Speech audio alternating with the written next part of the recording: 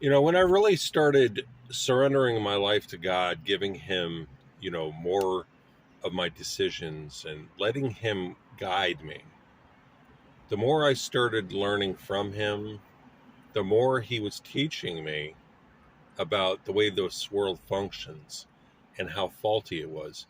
And He really relayed that to me, showing me all my faulty thinking and eventually showing me that the world system is ran by Mammon.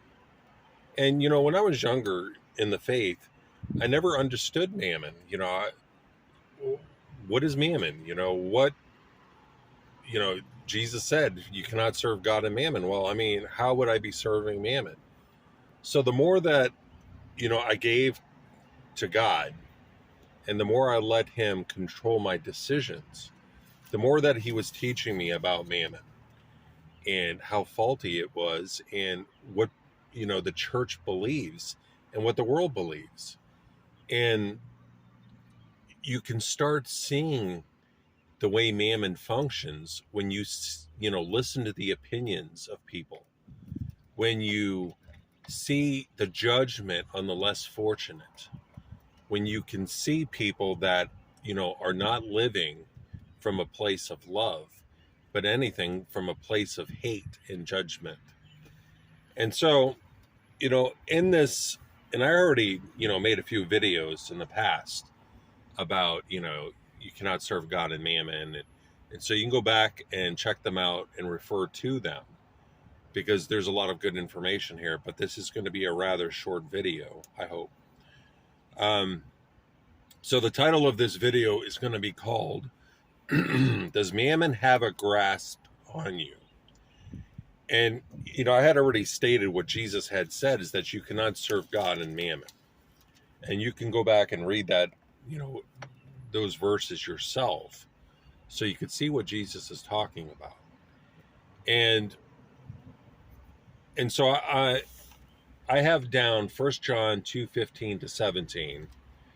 And this is, what version is this? The King James Version.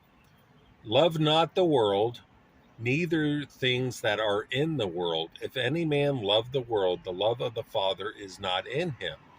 For all that is in the world, the lust of the flesh and the lust of the eyes and the pride of life, is not of the Father, but it is of the world. And the world passeth away, and the lust thereof. But he that doeth the will of God abideth forever. So, a question I want to pose to you is, are you doing what God wants for your life?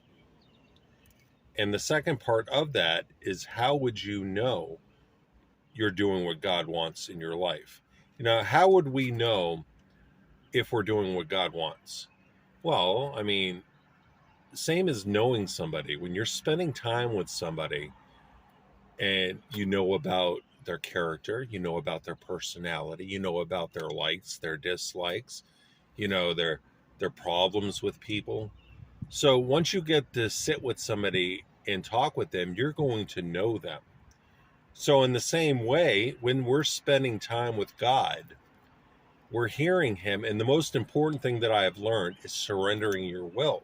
There's a lot of Christians that can give their life to God, but they still do what they want. But when you surrender your will, you're giving God your decisions. You're saying, Lord, you take the driver's wheel. I'm not doing it anymore.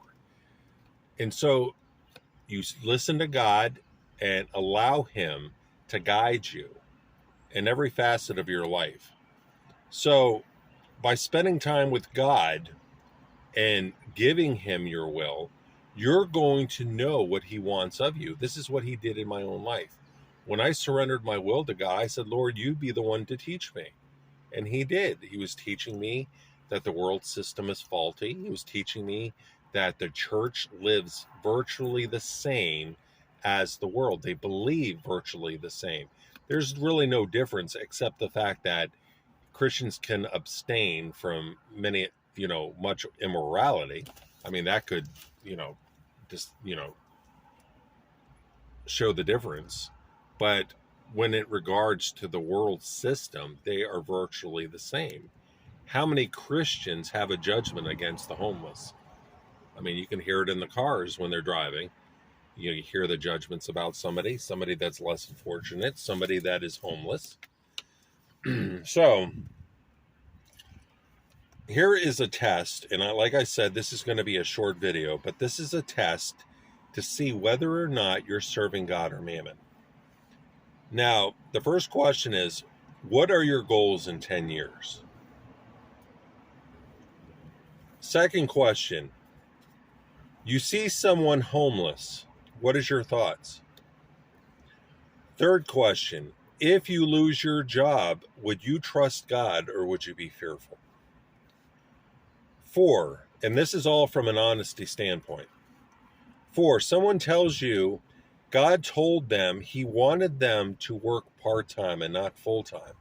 What is your thoughts regarding that? Now, the question is will your answers to each of these be one of faith, judgment, or fear? Now,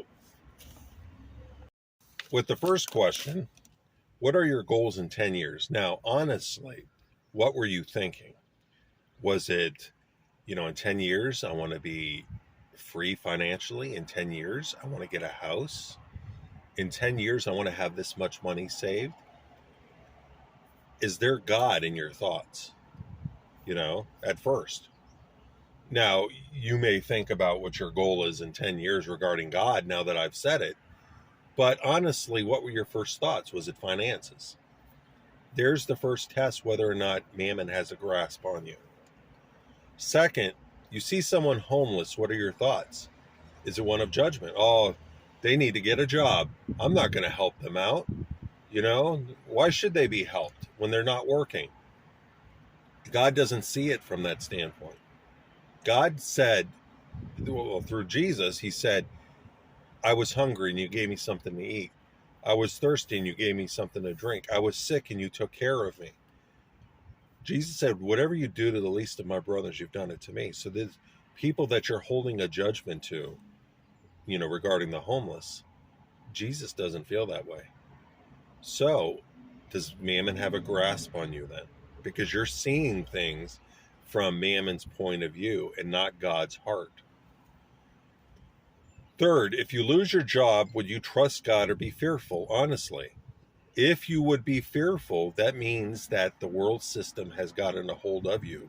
Because if you were really surrendering your life and will to God and trusting him, you wouldn't be fearful because you know God will take care of you. 4, someone tells you God told them he wanted them to work part-time and not full-time. Well, what's the thoughts that are coming into your mind? Oh, they're irresponsible. How are they going to make it?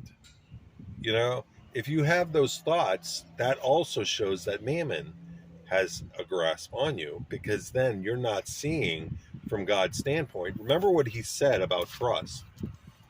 He dwindled Gideon's army down to a couple of hundred men for them to fight, because God wanted to show his power, through Israel. And that's exactly what he did. They can't say that by their army that they defeated their enemy. No, it was through God's strength and his power. And so,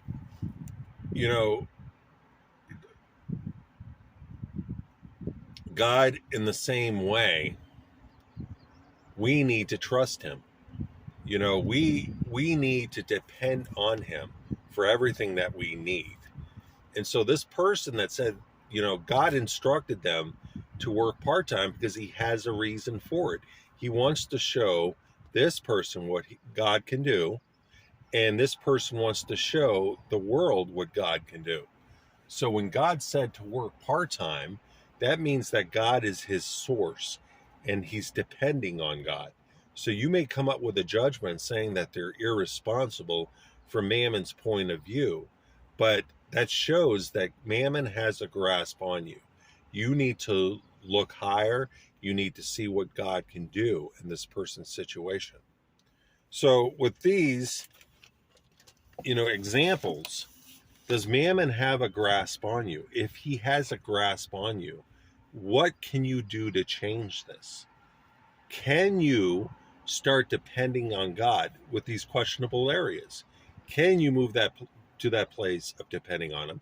Can you move to that place of getting rid of any judgments and walking in love toward your fellow brothers and sisters? So I pray this video has blessed you.